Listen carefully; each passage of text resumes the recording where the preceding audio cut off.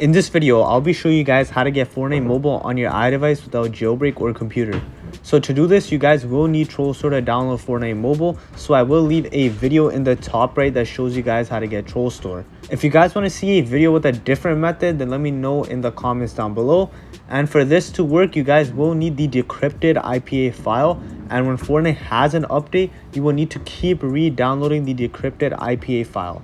So I already have the IPA file over here, and all you have to do is just click open in TrollStore. So I've already downloaded it in TrollStore.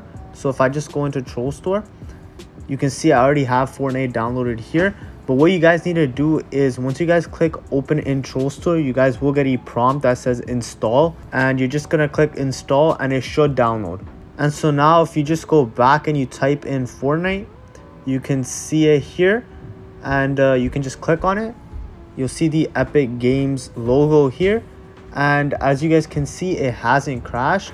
But obviously I need space on my actual thing, but if you have enough space, it should be downloading the updates and all of the resources. Anyways, I hope this video helped. If it did, please leave a like and subscribe. Thanks for watching.